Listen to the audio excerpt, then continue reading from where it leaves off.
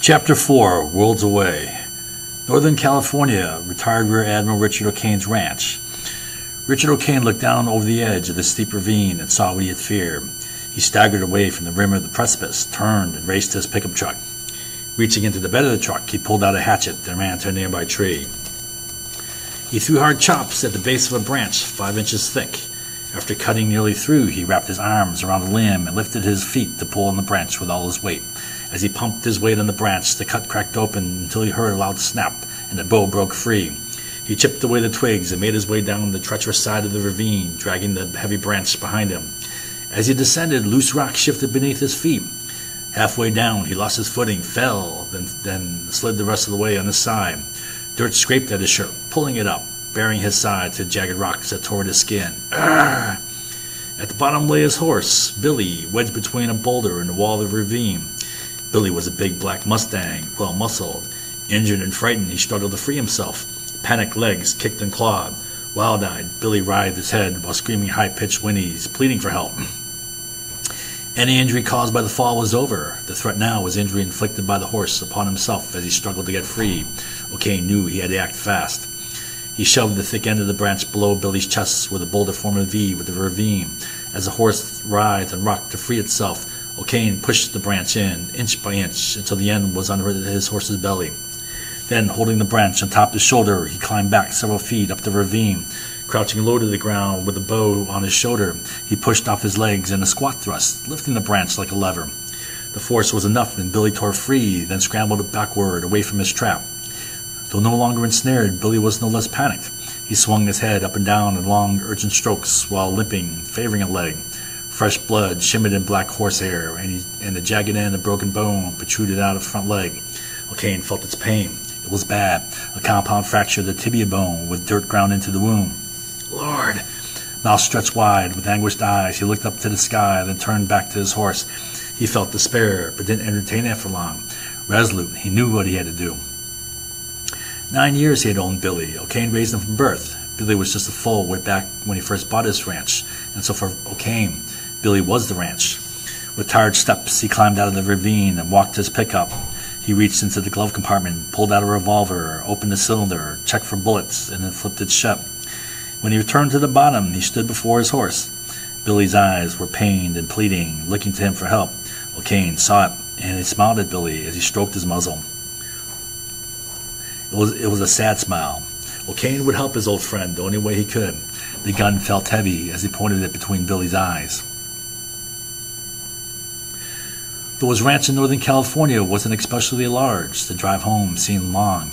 As his pickup truck rumbled over a dirt road, kicking up a tail of dust, the old man thought of Billy.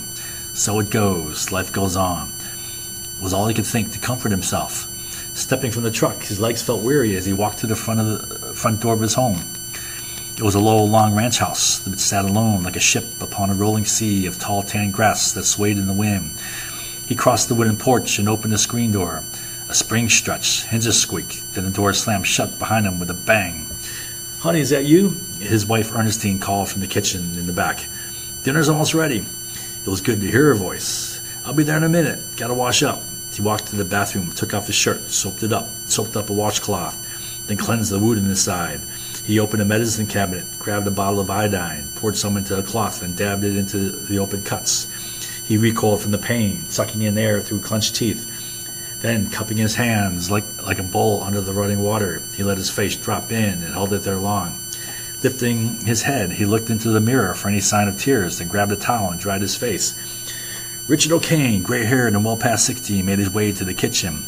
Though he had long lost his athletic agility, his body was yet trim, and he had a ruddy complexion, bronzed by the California sun. He entered the kitchen and said with false cheer, "Smells good." "How's your day?" asked his wife. Without hesitation, he answered, "I had to put Billy down." "No! What happened?" The pain in the face was palpable. "Broke a leg. It was bad." "Oh, Richard, I know how much he meant to you." Ernestine walked over and hugged him.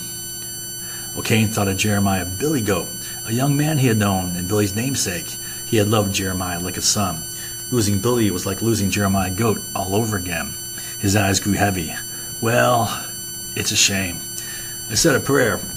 Ernestine reached over, took hold of his hand, and caressed him gently. A wife with a good heart, he thought. Best gift ever. Dinner was silent, somber, almost funeral. Afterward, Ernestine cleared the dishes. "Oh, by the way, Paul called." "Paul." The name lifted his spirit. He looked up at Ernestine with eyes alight. "Paul, best XO ever. What do you have to say?" "Said the Army-Navy game will be in Pasadena this year. The Rose Bowl Stadium, huh? Surprising. Never before had the game been played anywhere other than the East Coast. He and Maxine invited us down to spend the weekend," she continued. "They live in Malibu." "Well, that'll be great. Paul." The linger on his tongue made him smile. "I haven't thought of him in, boy, who knows how long. Seems like ages, doesn't it? It'll be good to see him." "Yeah." He stared out at memories. Paul. He had another call. "Oh, seems unpopular today. Bit strangest one from a boy." Ernestine walked to the table by the phone, picked up her reading glasses, and read a note. Said his name is Nate Anshu. I think I said that right. Said he's stopping by to give you something. Belonged to his grandfather. Coming all the way out from upstate New York. Said he knew his grandfather during the war. She struggled to pronounce his name. Chayun Anshu. Ring a bell? Nope, sure doesn't. And then he remembered. Oh my Lord. What? What is it? That man. He cleared his throat. That man saved my life. She scrunched her eyes. Saved your life? Well, in a way he did. There's more than one way to save a life. I'm surprised you didn't recognize him. Not an easy name to remember. Not like Joe or Harry or Fred. Plus, it's been so long since I've thought about the war. Almost 4 decades now. A lot of water under the bridge, hon. Yeah. A sense of nostalgia drifted in like a cool breeze on a hot summer day. Seems like a whole different life now. Memories, long buried, stirred from their slumber. Then the floodgates were opened and it came rushing back. At first the old man smiled. Then his eyes narrowed, grew intense, and became pain. Chapter 5. O'Kane. Spring 1942, Southwest Pacific, aboard the USS submarine, Wahoo.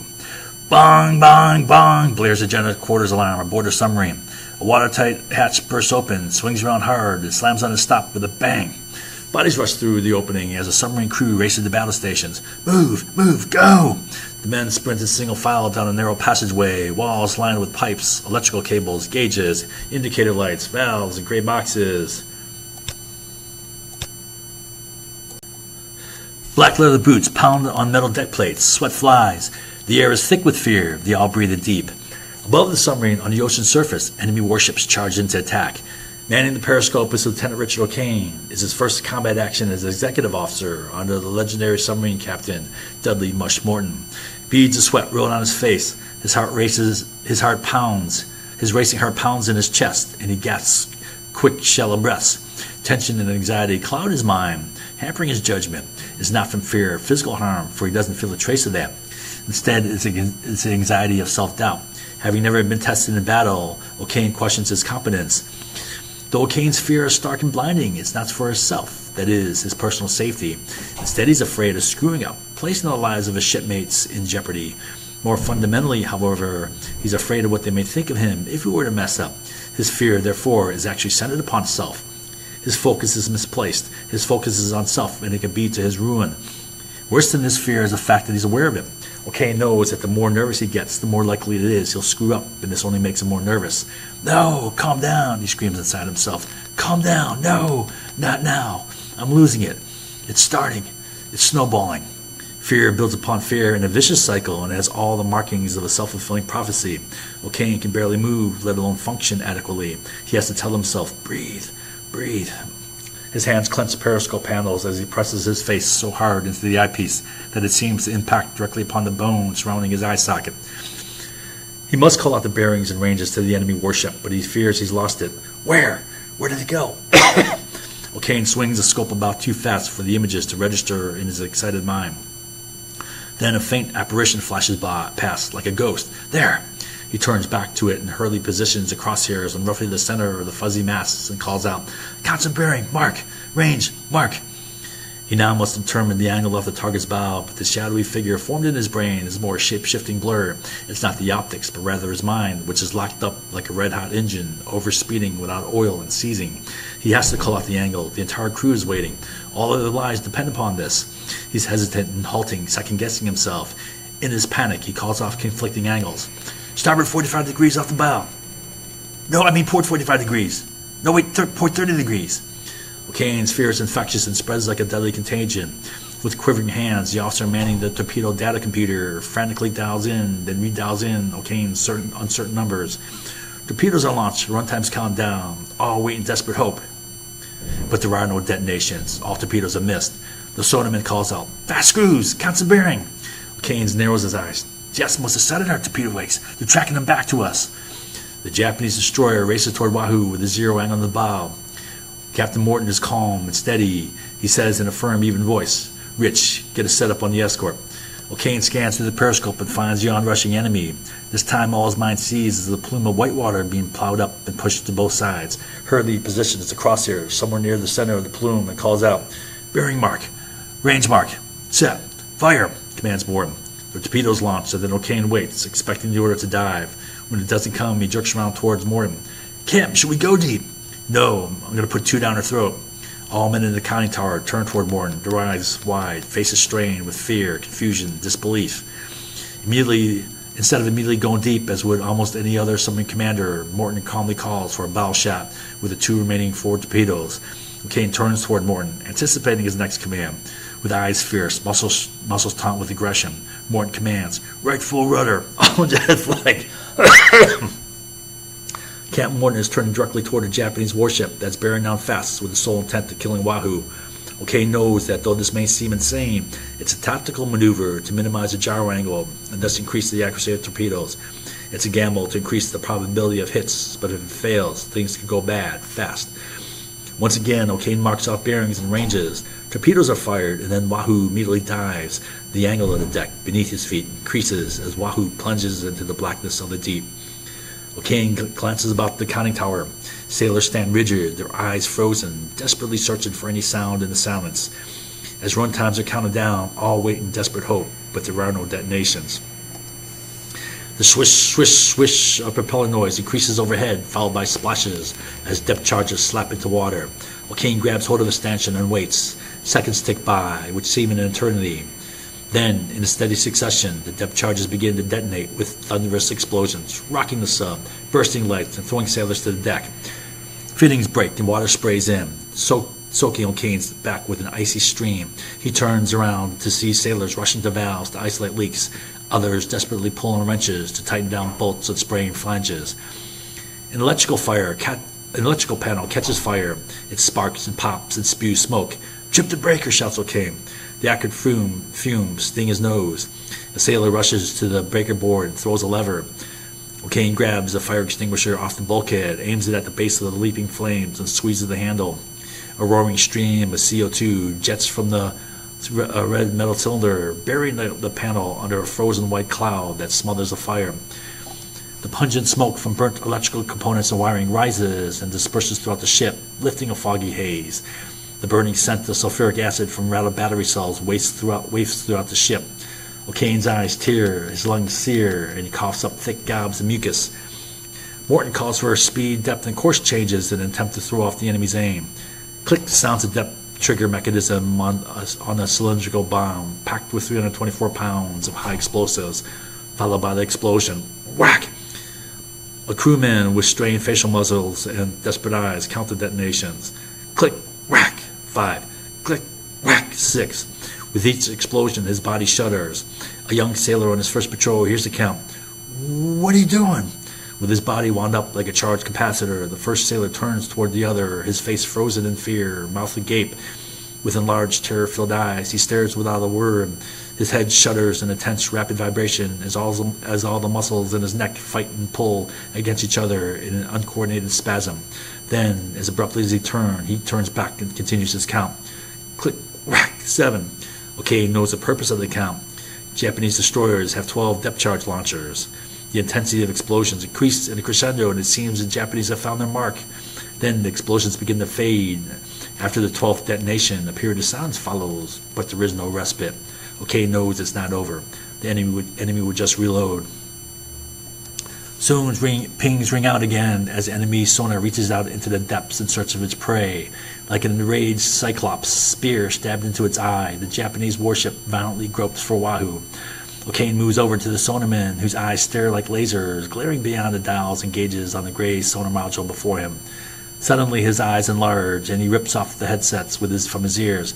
He turns to Morton and looks with a look of terror laced with dejection. He's shifting the short scale. He's got his cam.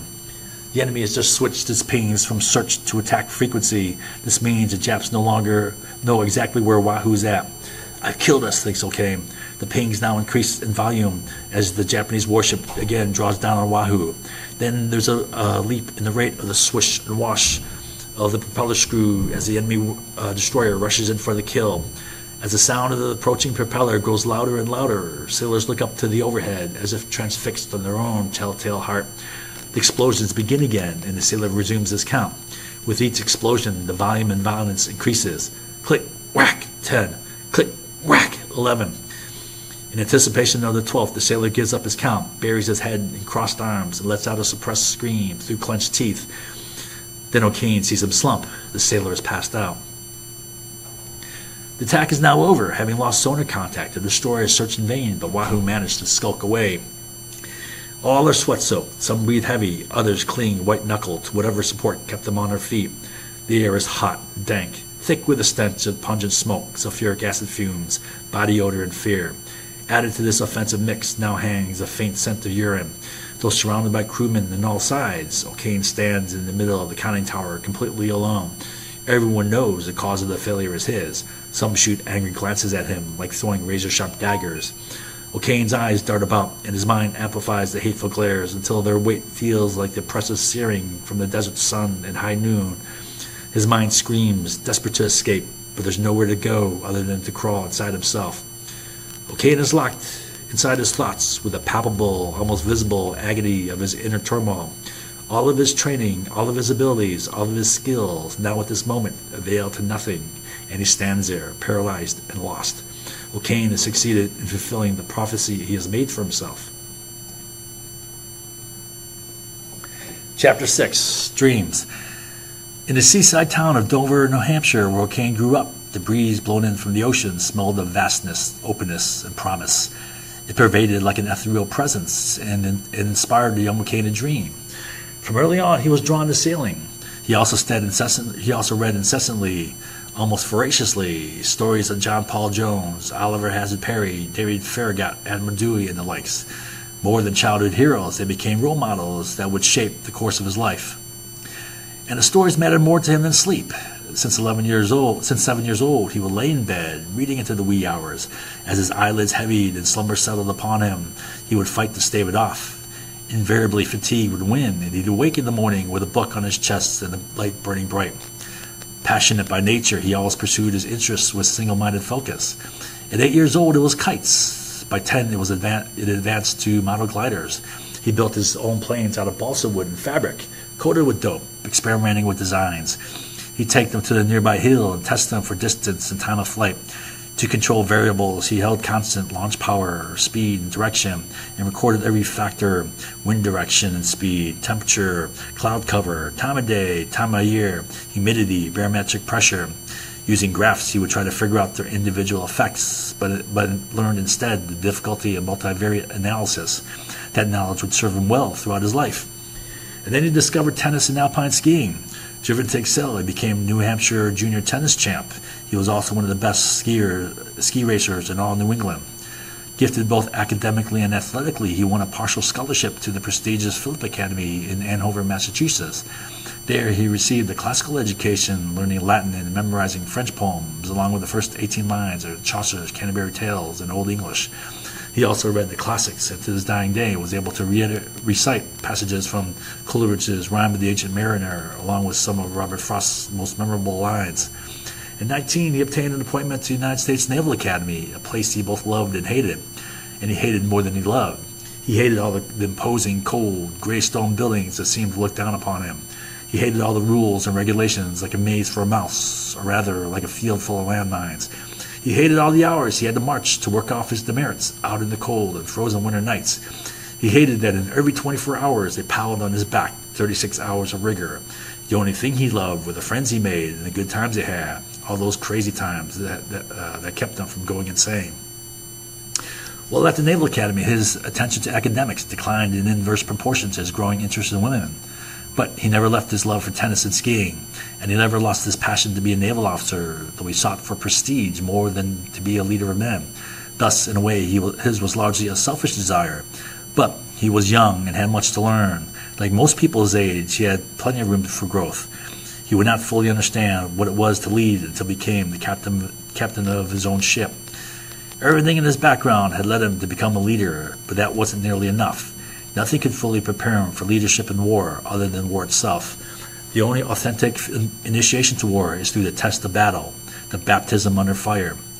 More than anything else, O'Kane had yet to realize the weakness inherent within himself. In fact, at this point in his life, he hadn't the slightest inkling, though he would later discover that it would be his greatest test.